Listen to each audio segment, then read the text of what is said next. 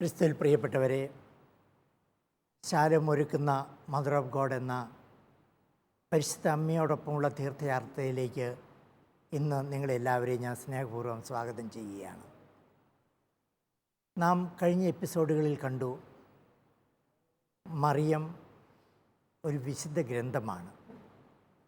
മറിയത്തിൻ്റെ ഹൃദയത്താളുകളിലാണ് യേശുവാകുന്ന വചനം എഴുതപ്പെട്ടത്. ഹൃദയമാകുന്ന ഗർഭപാത്രത്തിലും മറിയത്തിൻ്റെ ഉദരത്തിലും വചനമാകുന്ന യേശുവിനെ മറിയം ഗർഭം ധരിച്ചു. അതുകൊണ്ട് യേശുവിനെ അറിയണമോ, മറിയം എന്ന വിശുദ്ധ ഗ്രന്ഥത്തെ നാം വായിച്ചാൽ മതി. കഴിഞ്ഞ ദിവസങ്ങളിൽ നാം പഴയ നിയമത്തിൻ്റെ സാദൃശ്യം അതെപ്രകാരം പുതിയ നിയമത്തിൽ പൂർത്തീകരിക്കപ്പെട്ടു എന്നെല്ലാം നാം മനസ്സിലാക്കി. ഇതിൻ്റെ വെളിച്ചത്തിൽ തന്നെ ഈ എപ്പിസോഡുകൾ കണ്ട പലരും പല എഴുത്തുകളും എഴുതിയിട്ടുണ്ട്. ഇന്ന് നാം വിവിധ സ്ഥലങ്ങളിൽ നിന്ന് വന്ന എഴുത്തുകളിലെ പ്രസക്തമായ ചോദ്യങ്ങളെ എടുത്തുകൊണ്ടായിരിക്കും ഇന്ന് നമ്മുടെ ഈ പഠന ക്ലാസ് മുന്നോട്ട് പോകുന്നത്. ആദ്യമായി ഒരു എഴുത്തിൻ്റെ പ്രസക്ത ചോദ്യം ഒന്ന് വായിക്കാമോ? അച്ഛാ, ഹൈദരാബാദിൽ നിന്ന് മിസ്റ്റർ സെബാസ്റ്റ്യനാണ് ഈ കത്ത് എഴുതിയിരിക്കുന്നത്.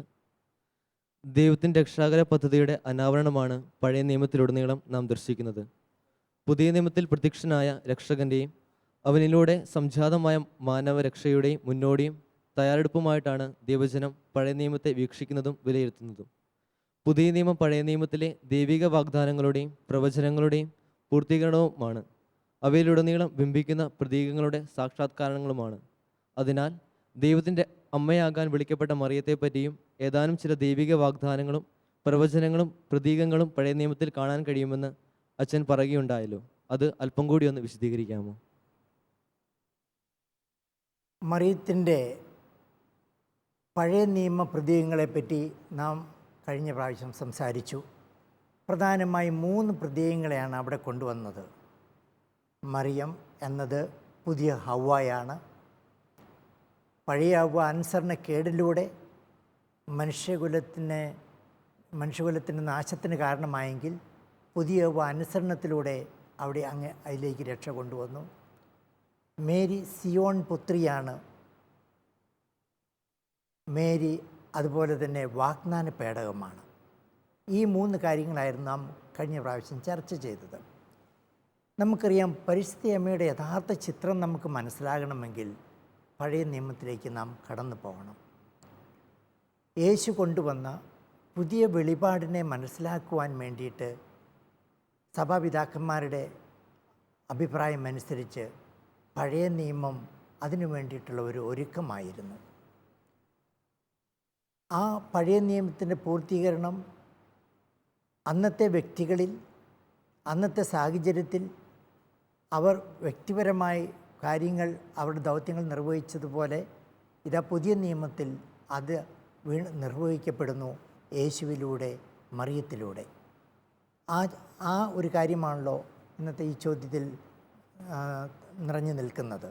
നമുക്കതിലേക്കൊന്ന് കടന്ന് ചെല്ലാം. ഇതിന് പറയും ബിബ്ലിക്കൽ ടൈപ്പ്, അതായത് ബൈബിൾ സാദൃശ്യം.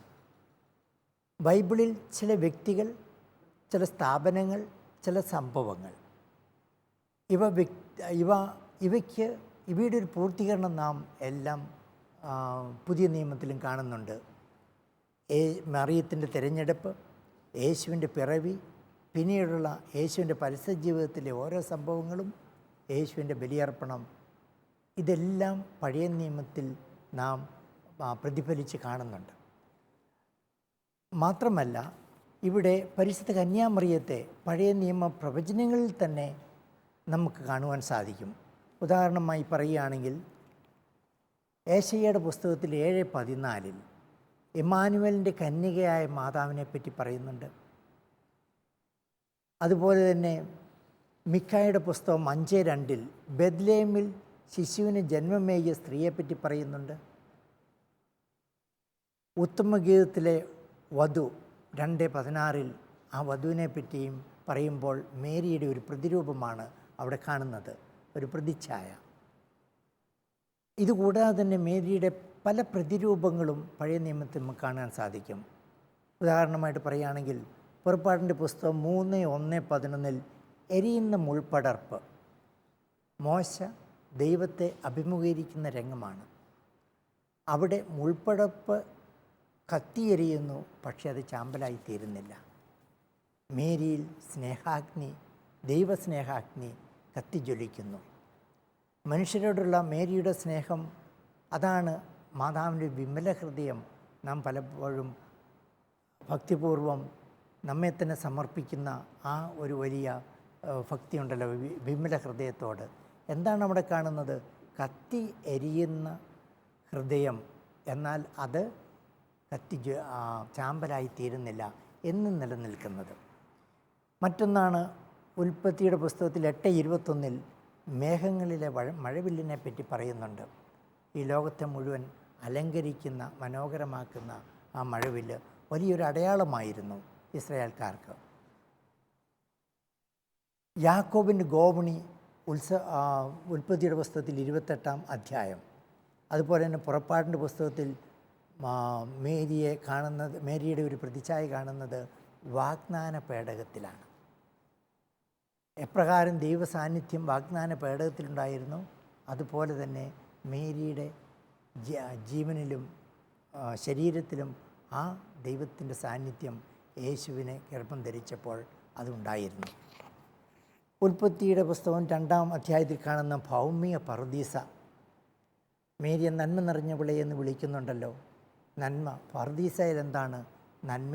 നന്മയുടെ ഫലങ്ങൾ നിറഞ്ഞു നിന്ന ഒരു സ്ഥലമായിരുന്നു. ഇത് തന്നെ മേരിയിലും വരുന്നു.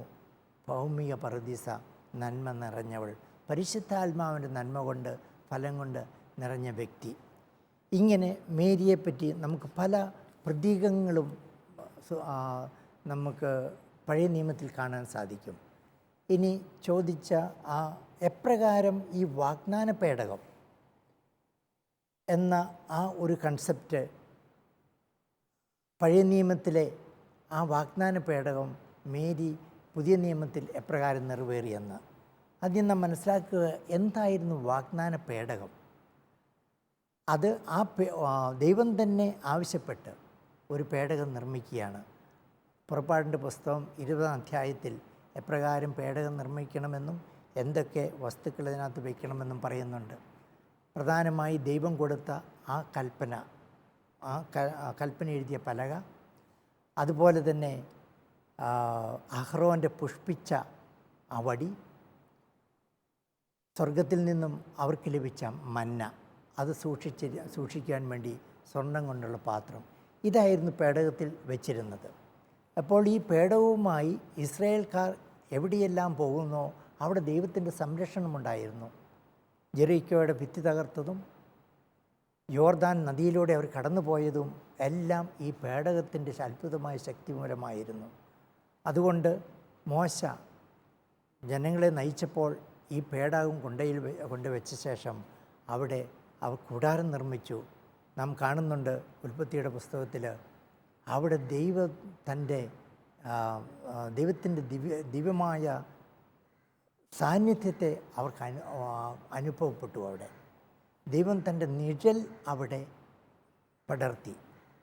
ആ നിഴൽ, ആ ഛായ, അത് ദൈവത്തിൻ്റെ സാന്നിധ്യമായിരുന്നു. ഇനി പുതിയ നിയമത്തിലേക്ക് വരികയാണ്. ഈ വാഗ്ദാന പേടകം ഏതാണ്? നമ്മൾ മാതാവിനോടുള്ള ലുത്നിയായിൽ പ്രാർത്ഥിക്കാറുണ്ട്, വാഗ്ദാന പേടകമേ ഞങ്ങൾക്ക് വേണ്ടി അപേക്ഷിക്കണമേ. മേരി ഒരു വാഗ്ദാന പേടകമായിരുന്നു.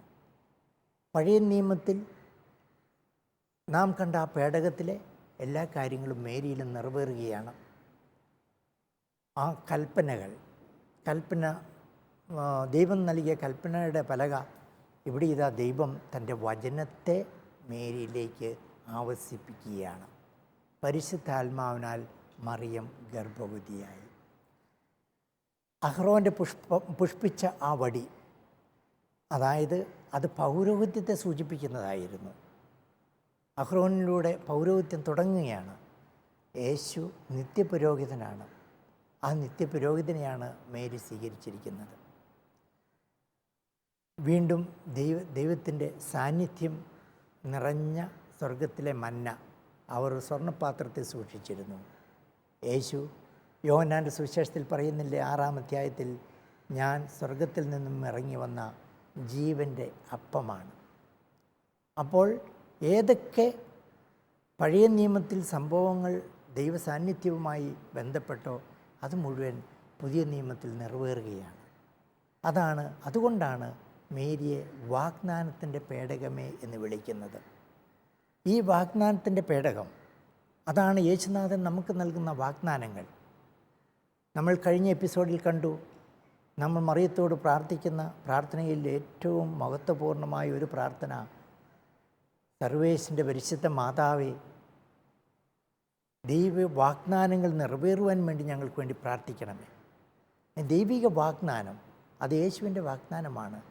ആ വാഗ്ദാനം നിറവേറുന്നത് മേരിയുടെ പ്രാർത്ഥനയിലൂടെയാണ്. അതുകൊണ്ടാണ് മേരിയെ വാഗ്ദാന പേടകമേ എന്ന് നാം വിളിക്കുന്നത്. അച്ഛനിപ്പോൾ പറഞ്ഞതുമായ ഒരു ചെറിയ സംശയം എനിക്കുണ്ട്. പഴയ നിയമത്തിൽ വാഗ്ദാന പേടകം എന്ന് പറയുന്നത് ദൈവസാന്നിധ്യത്തിൻ്റെ അടയാളമായിരുന്നല്ലോ. പുതിയ നിയമത്തിൽ മേരിയുമായി ബന്ധപ്പെടുത്തുമ്പോൾ വാഗ്ദാന പേടകം അത് എങ്ങനെ മാതാവുമായി ബന്ധപ്പെടുത്തിയിരിക്കുന്നു എന്നൊന്ന് പറഞ്ഞു തരാമോ? നാം കണ്ടു, പരിശുദ്ധ മറിയത്തെ ആദ്യമായി നാം കണ്ടെത്തുന്നത് ലൂക്കായുടെ സുവിശേഷത്തിൽ ഗബ്രിയേൽ തൻ്റെ സന്ദേശവുമായി വരുന്ന ആ സന്ദർഭത്തിലാണ്. അവിടെ മറിയത്തിൽ പഴയ നിയമത്തിൻ്റെ ഒരു വാഗ്ദാനം നിറവേറുന്നു. മറിയം ദൈവത്തിനെ ഗർഭം ധരിക്കുന്നു. ഇത് പുതിയ നിയമത്തിലെ സംഭവമാണ്. പഴയ നിയമത്തിൽ നാം കാണുന്നുണ്ട്, ദൈവം മോശയ്ക്ക് കൊടുത്ത കൽപ്പനയനുസരിച്ച് പേടകം നിർമ്മിച്ചു. അതിൽ ദൈവം പറഞ്ഞ ദൈവത്തിൻ്റെ സാന്നിധ്യമുള്ള വസ്തുക്കൾ അതിൽ സ്ഥാപിച്ചു.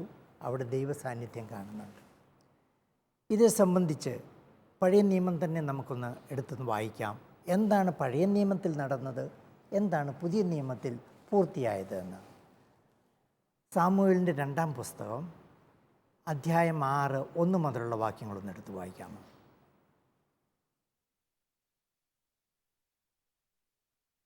ദാവീദ് വീണ്ടും ഇസ്രായേലിലെ സമർത്ഥരായ 30,000 യോദ്ധാക്കളെ ഒരുമിച്ച് കൂട്ടി.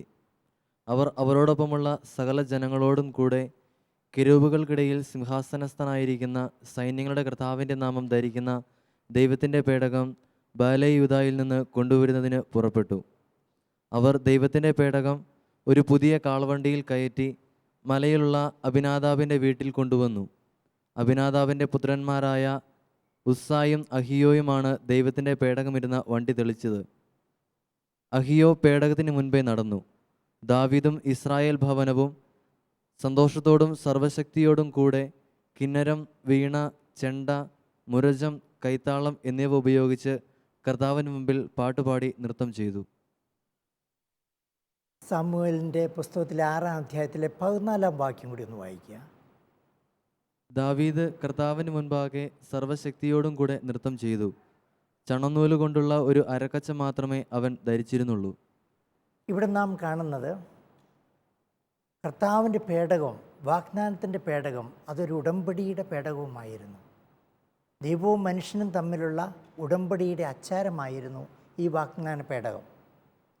ദൈവ സാന്നിധ്യം കുടികൊള്ളുന്ന, നിഴലിക്കുന്ന ആ പേടകം കൊണ്ടുവന്നപ്പോൾ ദാവീദും അനുചരന്മാരും എല്ലാം മറന്ന് അവർ ഡാൻസ് ചെയ്യുന്നു. അവർ ദൈവത്തെ ആർത്തുല്ലസിച്ച് പാടി സ്തുതിക്കുകയാണ്. ഇതാണ് പഴയ നിയമത്തിൽ വാഗ്ദാന പേടകം ഇസ്രായേലിലേക്ക് വരുമ്പോൾ ഉണ്ടായിരുന്ന ജനങ്ങളുടെ ആ പ്രതികരണം. പുതിയ നിയമത്തിലേക്ക് വരുന്നു. നാം പറഞ്ഞു, പുതിയ നിയമത്തിൽ നസ്രത്തിലെ മേരിയാണ് വാഗ്ദാന പേടകം. വാഗ്ദാനം അത് യേശുവാണ്, അത് മിശിഹായാണ്.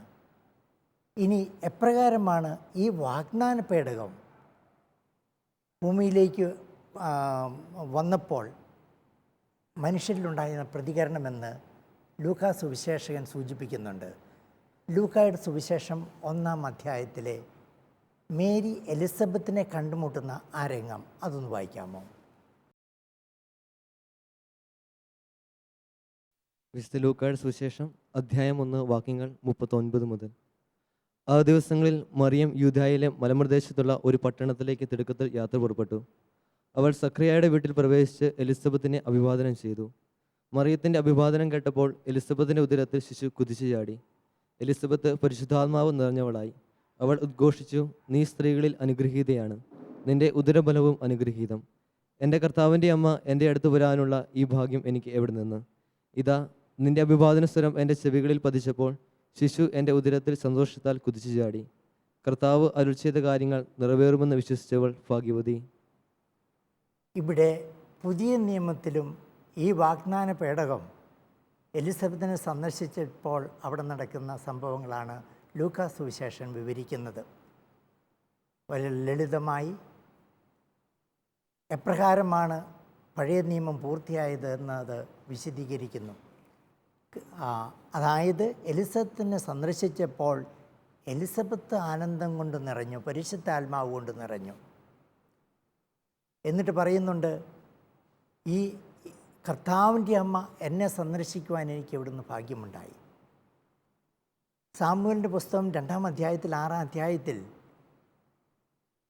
ദാവീദ് ദീർഘദർശി ഇതുപോലെയൊന്ന് പറയുന്നുണ്ട്, കർത്താവിൻ്റെ പേടകം ഇവിടെ വരുവാൻ ഞങ്ങൾക്കെന്ത് യോഗ്യതയുണ്ടായി. ഇതിൻ്റെ ഒരു പൂർത്തീകരണമായിരുന്നു വാസ്തവത്തിൽ പുതിയ നിയമത്തിലെ പേടകമായ മറിയം ചെന്നപ്പോൾ എലിസബത്തും പറഞ്ഞത്, കർത്താവിൻ്റെ അമ്മ എന്നെ സന്ദർശിക്കുവാൻ എനിക്കിങ്ങനെ ഭാഗ്യമുണ്ടായി. പഴയ നിയമത്തിൽ ദാവീദും അനുചരന്മാരും എല്ലാം മറന്നുകൊണ്ട്, അതുകൊണ്ടാണ് പഴയ നിയമത്തിൽ എഴുതിയിരിക്കുന്നത്, അവൻ ചണം കൊണ്ടുള്ള ഒരു അരക്കെട്ട് മാത്രമേ ഉപയോഗിച്ചിരുന്നുള്ളൂ. അതായത് എല്ലാം മറന്നുകൊണ്ട് ദൈവത്തെ പാടി സ്തുതിക്കുന്ന ദാവീദിനെയും അനുചരന്മാരെയും ഇസ്രായേൽ ജനത്തെയും അവിടെ നാം കാണുന്നുണ്ട്. ഇവിടെ പുതിയ വാഗ്ദാന പേടകമായ മറിയം എലിസബത്തിനെ സന്ദർശിച്ചപ്പോൾ അവിടെയും ഒരാനന്ദത്തിൻ്റെ കുതിച്ചുചാട്ടൽ നാം കാണുന്നുണ്ട്. അത് ലൂക്കാ സുവിശേഷം പറയുന്നത്, മറിയം എലിസബത്ത് പരിശുദ്ധാത്മാവോട് നിറഞ്ഞപ്പോൾ ഗർഭം ധരിക്കുന്ന ശിശു ആനന്ദത്താൽ കുതിച്ചു ചാടി. ഇതുകൊണ്ടാണ് പുതിയ നിയമത്തിൻ്റെ ഒരു പ്രതിച്ഛായ പഴയ നിയമത്തിൽ നാം കാണുന്നു എന്ന് പറയുന്നത്. അതിൻ്റെ പൂർത്തീകരണമായിരുന്നു മേരിയിലും പിന്നീട് യേശുവിലും പൂർത്തീകരിക്കപ്പെട്ടത്. പഴയ നിയമം പുതിയ നിയമത്തിൽ പൂർത്തീകരിക്കപ്പെടുന്നു. ഇതാണ് സുവിശേഷം നമുക്ക് തരുന്ന സാക്ഷ്യവും.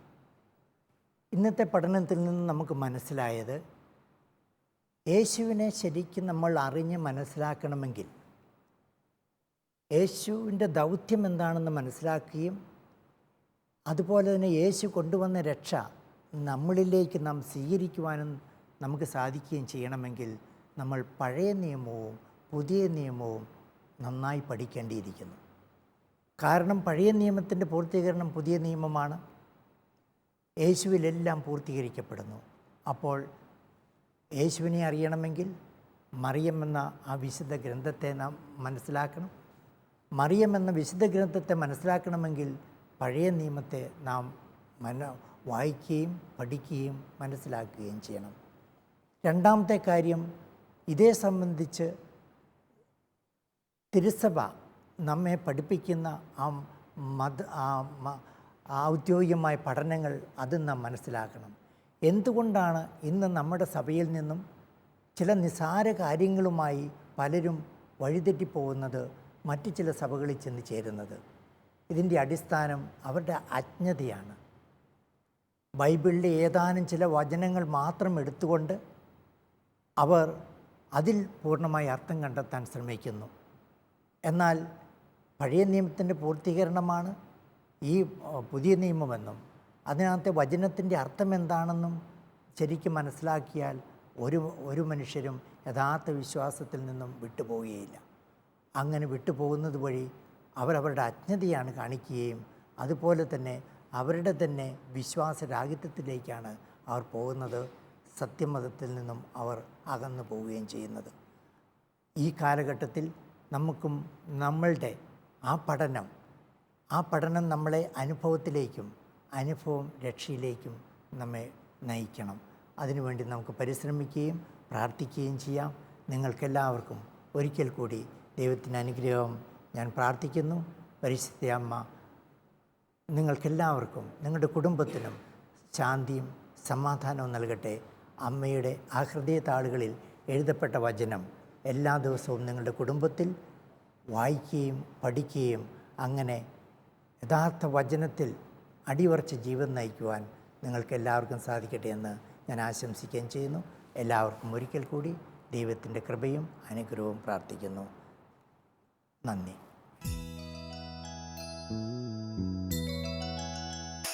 ഹൃദയം പകർന്നു വിളിക്കുമ്പോൾ അരികിൽ വരും അമലോത്ഭവയാമമ്മ. മിഴിനീരൊപ്പിത്തഴുകിത്തലോടും അനവദ്യ സ്നേഹമമ്മ. ഹൃദയം പകർന്നു വിളിക്കുമ്പോൾ അരികിൽ വരും അമലോത്ഭവയാമമ്മ. മിഴിനീരൊപ്പിത്തഴുകിത്തലോടും അനവദ്യ സ്നേഹമമ്മ.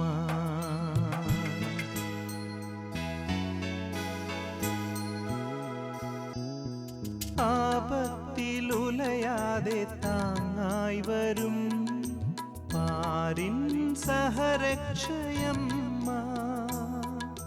പാപത്തിൽ വീഴാതെ തുണയായി വരും പരിശുദ്ധ കന്യയാണമ്മ. പരിശുദ്ധനേശുവിൻ തിരുസന്നിധിയിൽ മാധ്യസ്ഥ്യമേകുന്നോരമ്മ. മക്കളെ കാക്കുന്ന മരിയാമ്പിക ഹൃദയം പകർന്നു വിളിക്കുമ്പോൾ അരികിൽ വരും അമലോത്ഭവയാമമ്മ. മിഴിനീരൊപ്പിത്തഴുകിത്തലോടും അനവദ്യ സ്നേഹമമ്മ. ഹൃദയം പകർന്നു വിളിക്കുമ്പോൾ അരികിൽ വരും അമലോത്ഭവയാമമ്മ. മിഴിനീരൊപ്പിത്തഴുകിത്തലോടും അനവദ്യ സ്നേഹമമ്മ.